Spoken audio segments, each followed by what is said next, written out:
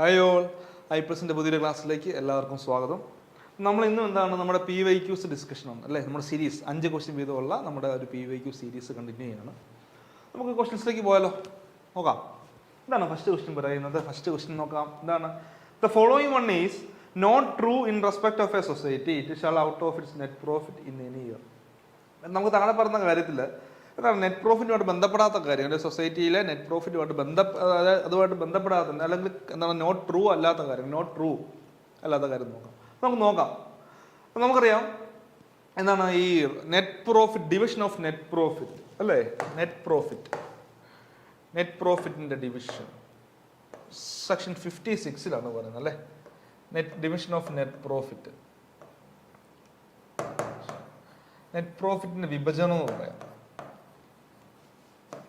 Section 56 അതിൽ ഒരുപാട് കാര്യങ്ങൾ പറയുന്നുണ്ട്. സ്റ്റാറ്റ്യൂട്ടറി ആയിട്ടുള്ള കാര്യങ്ങളും നോൺ സ്റ്റാറ്റ്യൂട്ടറി ആയിട്ടുള്ള കാര്യങ്ങളും എല്ലാം പറയുന്നുണ്ട്. അപ്പോൾ നമുക്ക് എന്താണ് എല്ലാ കാര്യങ്ങളും നമുക്ക് വിശദമായിട്ട് നോക്കാനുള്ള സമയമില്ല, ജസ്റ്റ് ഓരോ കാര്യങ്ങളും നോക്കാം. അല്ല, ആദ്യത്തെ ഓപ്ഷൻ എ പറയുന്നത് എന്താണ്? Transfer of an amount. നോക്കാം, ഞാൻ ആദ്യ ഓപ്ഷനിൽ വായിക്കാം കേട്ടോ. Option A, transfer of an amount not being less than 15% of the net profit to the reserve fund. അതായത് 15% കുറയാത്ത ഒരു എമൗണ്ട്, നെറ്റ് പ്രോഫിറ്റിന്റെ 15% കുറയാത്ത ഒരു എമൗണ്ട് നമ്മൾ റിസർവ് ഫണ്ടിലേക്ക് ട്രാൻസ്ഫർ ചെയ്യണം. രണ്ടാമത്, credit such portion of net profit not exceeding 5% as may be prescribed to the cooperative education fund referred to in clause 15 of subsection 2 of section 109. Option സിയിൽ പറയുന്നത് pay in the case of central society including DCB dividend to its members on their paid up share capital such rate not exceeding 25%. അപ്പോൾ dividend കാര്യങ്ങൾ പറയുന്നു. പിന്നെ none of this പറയുന്നു. Okay, ഇതിൽ അതായത് net പ്രോഫിറ്റുമായിട്ട് not true, അതായത് true അല്ലാത്ത കാര്യം ഏതാണ് നമുക്ക് നോക്കാം അല്ലേ. ഓരോന്നോരോന്ന് നോക്കാം. ആദ്യം പറയുന്നത് transfer an amount not being less than. Okay, transfer an amount not being less than 15% of the net profit to the reserve fund. അപ്പോൾ റിസർവ് ഫണ്ടിലേക്ക് നമ്മൾ എല്ലാ സംഘങ്ങളും റിസർവ് ഫണ്ട് കീപ്പ് ചെയ്യാറുണ്ട് അല്ലേ. നമ്മൾ റിസർവ് ഫണ്ട് RF കീപ്പ് ചെയ്യാറുണ്ട്. നമ്മുടെ ലാഭത്തിൽ നിന്ന് പ്രോപ്പറായിട്ട് നമ്മൾ പഠിക്കണം. എന്താണ്? Not being less than 15%. നമ്മൾ എത്രയാണ്? 15% എന്നല്ല. ചില കുട്ടികൾ നമ്മൾ പഠിപ്പിക്കുമ്പോഴേ ചില കുട്ടികൾ സാറേ 15% അല്ലേ, 15% ഒരിക്കലും 15 എന്നല്ല പറയേണ്ടത്. എന്താണ്? 15 കുറയാത്ത ഒരു എമൗണ്ട്, ദാറ്റ് മീൻസ് മിനിമം 15% നിങ്ങളാണ് അർത്ഥമാക്കുക. നമ്മൾ പഠിക്കുമ്പോൾ ഇങ്ങനെ തന്നെ പഠിക്കണം. Not being less than 15% of the net profit to the reserve fund. അപ്പോൾ എന്താണ്? 15% കുറയാത്ത ഒരു തുക റിസർവ് ഫണ്ടിലേക്ക് വക മാറ്റിയിരിക്കണം. അങ്ങനെ എന്താ പറയുക? 15% കുറയാത്ത ഒരു തുക എന്ത് ചെയ്തിരിക്കണം? നമ്മൾ റിസർവ് ഫണ്ടിൽ, നെറ്റ് പ്രോഫിറ്റിന്റെ 15% കുറയാത്ത ഒരു തുക റിസർവ് ഫണ്ടിലേക്ക് വകമാറി സെക്ഷൻ 56 പറയുന്നുണ്ട്. അപ്പൊ ഇത് കറക്റ്റ് ആണ്. ഈ കാര്യം കറക്റ്റ് ആയിട്ടുള്ള കാര്യമാണ്, മീൻസ് കറക്റ്റ് ആണ്. ഇത് എന്ത് ചെയ്തിരിക്കണം? ട്രൂ ആണ്. നോട്ട് ട്രൂ അല്ല, ഇത് ട്രൂ ആണ് കേട്ടോ, ഫോൾസ് അല്ല, ട്രൂ ആണ്. രണ്ടാമത്തെ കാര്യം പറയുകയാണ്. അപ്പൊ നിങ്ങളും പഠിച്ചു, ഞാനും പഠിച്ചു അല്ലെ, നമ്മൾ ഒരുമിച്ച് പഠിച്ചു. 15% കുറയാത്ത, എന്താ കുട്ടികളെ പറയേണ്ടത്? 15% കുറയാത്ത ഒരു തുക എന്ത് ചെയ്തിരിക്കണം? റിസർവ് ഫണ്ടിലേക്ക് വക മാറ്റിയിരിക്കണം. നെറ്റ് പ്രോഫിറ്റിന്റെ 15% കുറയാൻ ലോ ആയതുകൊണ്ടാണ് വീണ്ടും റിപ്പീറ്റ് ചെയ്യുന്നത്. നെറ്റ് പ്രോഫിറ്റിന്റെ 15% കുറയാത്ത ഒരു തുക റിസർവ് ഫണ്ടിലേക്ക് വക മാറ്റിയിരിക്കണം. ഞാൻ ബിയിൽ പറയാണ്, credit such A portion of the net profit not exceeding 5% as may be prescribed to the cooperative education fund referred to in clause 19 of subsection 2 of section 109. അപ്പോൾ കോപ്പറേറ്റീവ് എഡ്യൂക്കേഷൻ ഫണ്ട്, സഹകരണ വിദ്യാഭ്യാസ fund എന്ന് പറയാം. Cooperative education fund അല്ലേ, cooperative education ഫണ്ടിലേക്ക് നമ്മൾ വക മാറ്റണം. സ്റ്റാറ്റ്യൂട്ടറി ആണ് കേട്ടോ. കോപ്പറേറ്റീവ് എഡ്യൂക്കേഷൻ ഫണ്ടിലേക്ക് നമ്മൾ എന്ത് ചെയ്യും? നെറ്റ് പ്രോഫിറ്റിന്റെ ഒരു ശതമാനം, ഇത്ര ശതമാനം നമ്മൾ വക മാറ്റിയിരിക്കണം. അവിടെ പറയുന്നുണ്ട് credit such portion of the net പ്രോഫിറ്റിന്റെ സച്ച് പോർഷൻ എത്രയാണ്? നോട്ട് എക്സീഡിങ് അല്ലേ, അതായത് 5% പ്രോപ്പറായിട്ട് പറയുമ്പോൾ 5% അല്ലെ, 5% എന്താ പറയുക? To the cooperative education fund. അപ്പം ഇവിടെ പഠിക്കേണ്ട കാര്യം എന്താണ്? കോപ്പറേറ്റീവ് ആദ്യം റിസർവ് ഫണ്ടിലേക്ക് 15% കുറയാത്ത ഒരു തുക, അത് മിനിമം 15% നമ്മൾ ലോയിൽ പറയുമ്പോൾ 15% കുറയാത്ത ഒരു തുക റിസർവ് ഫണ്ടിലേക്ക് വകാൻ പറ്റും. രണ്ടാമത് പറഞ്ഞ കോപ്പറേറ്റീവ് എഡ്യൂക്കേഷൻ ഫണ്ട്, വളരെ പ്രധാനപ്പെട്ട കുട്ടികളെ പഠിച്ചോണം. കോപ്പറേറ്റീവ് എഡ്യൂക്കേഷൻ ഫണ്ടിലേക്ക് എത്രയാണ്? Not exceeding 5%. നമ്മൾ മറ്റൊരു രീതിയിൽ പറയുമ്പോൾ പ്രോപ്പറായിട്ട് 5% അല്ലേ, നോട്ട് എക്സീഡിങ് 5% നമ്മൾ കോപ്പറേറ്റീവ് എഡ്യൂക്കേഷൻ ഫണ്ടിലേക്ക് വാങ്ങാൻ മാറ്റിയിരിക്കുന്നു.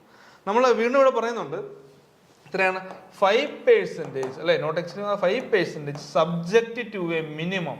അതായത് നമ്മുടെ നെറ്റ് പ്രോഫിറ്റിൽ എത്രയാണ് നമ്മൾ നെറ്റ് പ്രോഫിറ്റ് നോക്കുക, അതിൻ്റെ 5% നോക്കാം. അവിടെ മിനിമം 2000 രൂപ ടു മാക്സിമം 60,000 രൂപ. ഓക്കെ, നമ്മൾ നെറ്റ് പ്രോഫിറ്റ് കണ്ടുപിടിച്ചു. അത് നമ്മൾ നോക്കുമ്പോൾ 5% നോക്കുമ്പോൾ എന്താണ് 2000 കുറവാന്ന് വെച്ചു, 1000 ഉള്ളൂ അല്ല 1500 ഉള്ളൂ. നമ്മളവിടെ 2000 മാറ്റിയിരിക്കണം.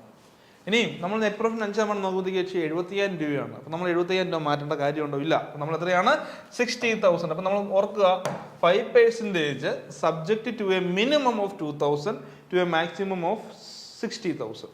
Minimum 2000, maximum 60,000. 5% നമ്മൾ നോക്കും. നമ്മൾ നെറ്റ് പ്രോഫിറ്റ് 5% നോക്കും. അല്ലെങ്കിൽ മിനിമം 2000 എങ്കിലും നമ്മൾ കൊടുത്തിരിക്കണം. അപ്പോൾ 1000, 1500 ഒക്കെ ആണെങ്കിൽ നമ്മൾ 2000 കൊടുത്തിരിക്കണം. Minimum 2000 to a maximum of 60,000 എന്ന് ഓർത്ത് നോക്കുക. ഏത്? Cooperative education fund. ഇനി കോപ്പറേറ്റീവ് എഡ്യൂക്കേഷൻ ഫണ്ടിന്റെ കസ്റ്റോഡിയൻ ആരാണ്? കോപ്പറേറ്റീവ് എഡ്യൂക്കേഷൻ ഫണ്ടിന്റെ കസ്റ്റോഡിയൻ ആരാണെന്ന് ചോദിച്ചാൽ അത് ആരാണ്?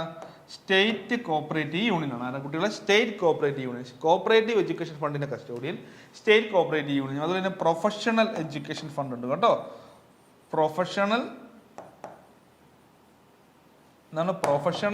Education fund. Professional education fund ഉണ്ട് 5% തന്നെ. അപ്പൊ അതിന്റെ കസ്റ്റോഡിയൻ ആരാന്ന് ചോദിച്ചാൽ അത് registrar of cooperative society, RCS ആണ് അതിന്റെ കസ്റ്റോഡിയൻ. Okay, clear? മനസ്സിലായോ?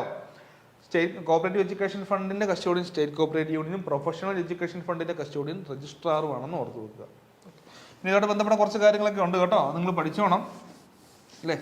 2 മാസം നമുക്ക് പണം കൊടുക്കണം, ഇല്ലെങ്കിൽ അതിൻ്റെ എന്താണ് പീനൽ ഇൻട്രസ്റ്റ് ഒക്കെ ഉണ്ടെന്നൊക്കെ പഠിക്കാനുണ്ട്. നിങ്ങൾ വളരെ വിശദമായിട്ട് പഠിച്ചോണം. ജസ്റ്റ് നമുക്ക് നോക്കാം. ഇനി മൂന്നാമത്തെ പറയുന്നുണ്ട് എന്താണ്? ഇപ്പം ഇതും കറക്റ്റാണ്. ഇപ്പോൾ എയും കറക്റ്റാണ്, ബിയും കറക്റ്റാണ്. ഇപ്പോൾ എയും കറക്റ്റാണ്, പിന്നെ എയും കറക്റ്റാണ്, ബിയും കറക്റ്റാണ്. ഇന്ന് നമ്മൾ പഠിക്കുമ്പോൾ സിയിലേക്ക് നോക്കാം. Pay in the case of a central society including a DCB. Okay, അവിടെ കിടന്നോട്ടെ. Dividend to its members on their paid of share capital such rate not exceeding 25%. ഇപ്പൊ ഡിവിഡൻഡ് കൊടുക്കുക അല്ലെ. ഡിവിഡൻഡിനെ പറ്റി ഇപ്പോൾ പറയുന്നുണ്ട്. ഡിവിഡൻഡ്. ഓക്കെ, ഡിവിഡൻഡ് നമ്മൾ നൽകുന്നുണ്ട് മെമ്പർമാർക്ക്. നമ്മൾ ഡിവിഡൻഡ് കൊടുക്കുക. എത്രയാണ് ഡിവിഡൻഡ്? എത്രയാണ്? Not exceeding 25%. ഓക്കെ, 25% കൂടാൻ പറ്റില്ല. ഓർത്ത് നോക്കണം, എത്രയാണ്? 25% വരെ. ദാറ്റ് മീൻസ് മാക്സിമം 25% വരെ കൊടുക്കാം. ഇപ്പൊ ഡിവിഡൻഡ് മെമ്പർമാർക്ക് നമ്മൾ കൊടുക്കുന്നുണ്ട്. നമ്മുടെ ലാഭവീതം ഡിവിഡൻഡ് നമ്മുടെ നെറ്റ് പ്രോഫിറ്റിൽ നമ്മൾ ഡിവിഡൻഡ് നൽകാറുണ്ട്. അത് എത്രയാണെന്ന് വെച്ചാൽ എത്രയാണ്? Not exceeding 25%. 25% കൂടാൻ പറ്റില്ല. അങ്ങനെ തന്നെ പഠിക്കണം കേട്ടോ. 25% കൂടാൻ പറ്റില്ല. 25% കൂടാൻ പറ്റാത്തിടത്തൊക്കെ ഡിവിഡൻഡ് ആയിട്ടും കൊടുക്കുന്നുണ്ട്. ഇതും കറക്റ്റാണ്. ഇപ്പോൾ ഓപ്ഷൻ എ കറക്റ്റ് ആണ്, ഓപ്ഷൻ ബി കറക്റ്റ് ആണ്, ഓപ്ഷൻ സി കറക്റ്റ് ആണ്. ഇതെല്ലാം പ്രോപ്പർ ട്രൂ ആയിട്ടുള്ള കാര്യം തന്നെയാണ്. അപ്പോൾ അതിന് ആൻസർ ഏതാ വരിക? നൺ ഓഫ് ദിസ് ആണ് കേട്ടോ. നൺ ഓഫ് ദിസ് ആണ്. ഇനിയുണ്ട് കേട്ടോ മെമ്പർ റിലീഫ് ഫണ്ടിലേക്ക് മാറ്റുന്ന കാര്യങ്ങളും. എഡ്യൂക്കേഷൻ ഫണ്ടിൽ പഠിച്ചു, മെമ്പർ റിലീഫ് ഫണ്ടിലേക്ക് മാറ്റുന്ന കാര്യങ്ങളും. വേണമെങ്കിൽ ബോണസ് കൊടുക്കാന്നൊക്കെ കാര്യങ്ങളുണ്ട്. ബോണസ് കൊടുക്കാം, മെമ്പേഴ്സിന് ബോണസ് കൊടുക്കാന്നൊക്കെ പറയുന്നുണ്ട്. എംപ്ലോയീസിന് ബോണസ് കൊടുക്കാൻ പറ്റില്ല. എംപ്ലോയീസിന് ബോണസ് ഒരിക്കലും നെറ്റ് പ്രോഫിറ്റിൽ നിന്നല്ല. മെമ്പർമാർക്ക് ബോണസ് കൊടുക്കാന്നൊക്കെ പറയുന്നുണ്ട്. അപ്പോൾ സെക്ഷൻ 56 എൻ്റെ ക്ലാസ് കാണുന്ന എല്ലാ കുട്ടികളും എന്ത് ചെയ്യുക? നിങ്ങൾ പ്രോപ്പറായിട്ട് മനസ്സിലാക്കി പഠിക്കണം. ഒരുപാട് കാര്യങ്ങൾ സെക്ഷൻ 56 വളരെ പ്രധാനപ്പെട്ട ഒരു സെക്ഷനുമാണ്. ഓക്കെ, വളരെ പ്രധാനപ്പെട്ട ഒരു ഏരിയ ആണ്. രണ്ടാമത്തെ ക്വസ്റ്റ്യൻ നോക്കിയാലോ? രണ്ടാമത്തെ ക്വസ്റ്റ്യൻ നോക്കാം. Okay, the dash shall by notification in the official gazette appoint a person to be the DCA with the jurisdiction over the whole of the state. അപ്പോൾ DCA അല്ലേ? DCA എവിടെയാണ് പറയുക? DCA പറ്റി ഓഡിറ്റിലെ നമ്മൾ section 63 പറയുന്നുണ്ട് അല്ലേ? Section 63 പറയുന്നുണ്ട് DCA പറ്റി. The dash shall by notification in the official gazette appoint a person to be the DCA with the jurisdiction over the whole of the state. Option A registrar, option B cooperative union, option C government, option D apex society. Apex society അല്ല, cooperative യൂണിയനും അല്ല. പിന്നെ നമ്മുടെ സംശയം മൊത്തം വരുന്നത് ഈ രണ്ട് കാര്യങ്ങളിലെ അല്ലേ?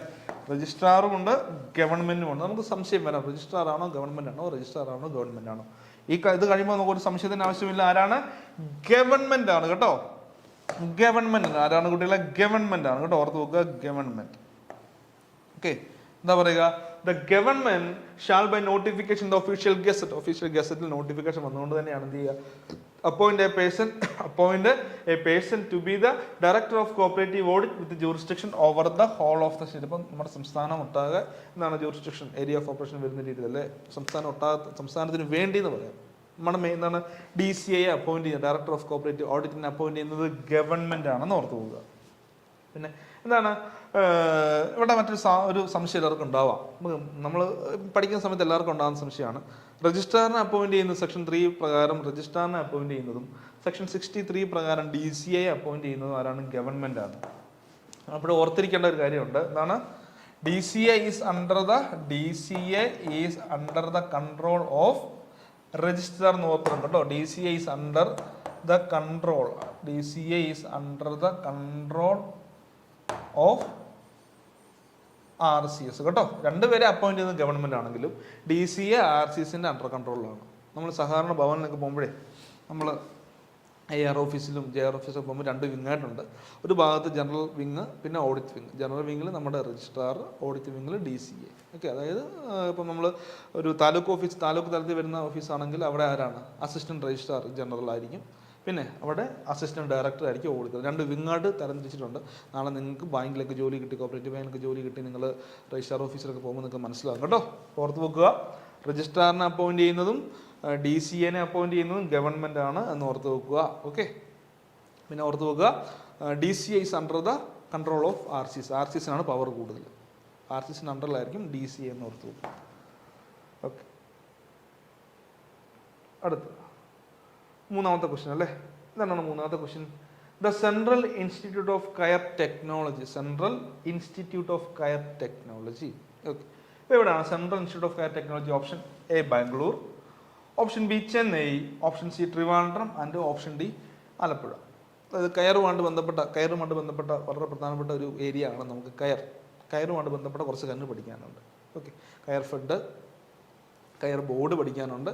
അതിനെപ്പറ്റി വിശദമായിട്ട് നമ്മുടെ ജനറൽ കോർപ്പറേഷൻ ടോപ്പിക്കിൽ അത് വരുന്നതാണ്. കയർ ഫെഡ്, കയർ ബോർഡ് തുടങ്ങിയ കാര്യങ്ങൾ.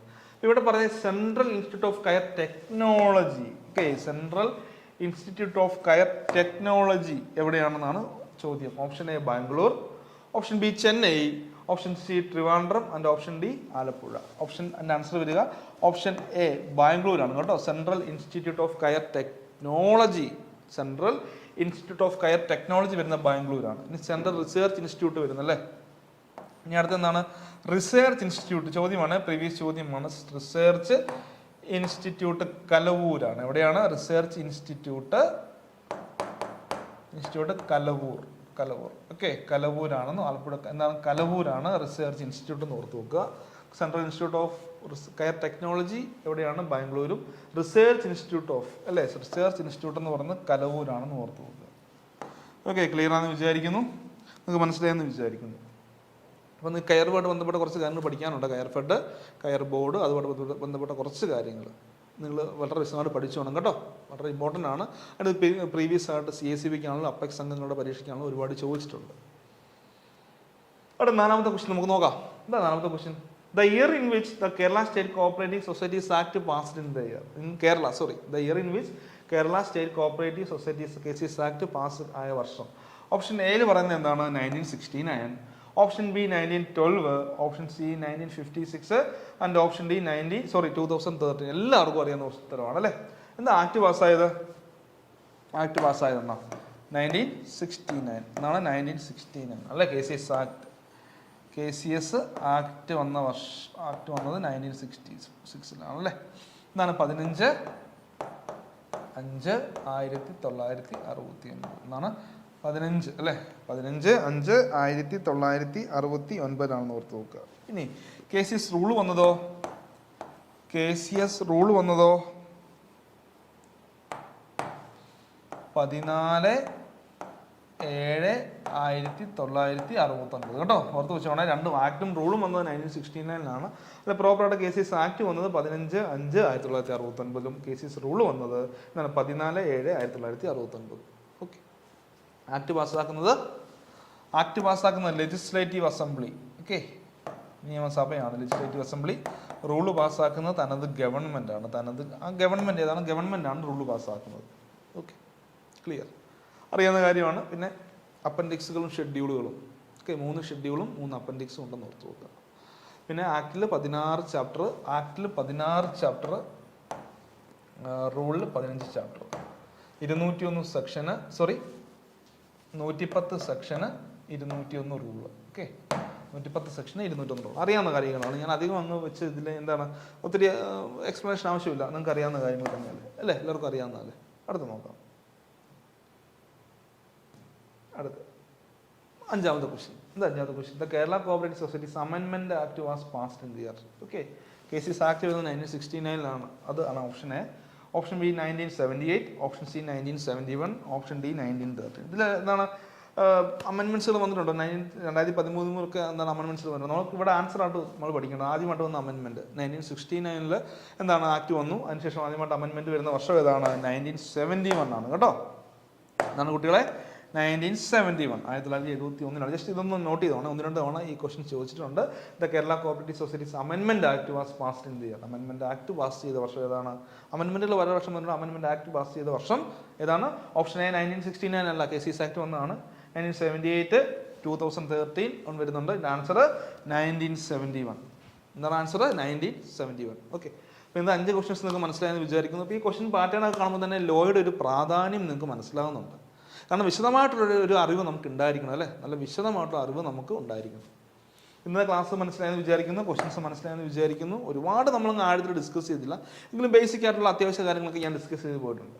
നമുക്ക് എന്ത് ചെയ്യാം, ഈ പുതിയൊരു ക്ലാസ്സിൽ പുതിയൊരു 5 ക്വസ്റ്റ്യനോടെ നമുക്ക് കാണാം. Okay, thank you.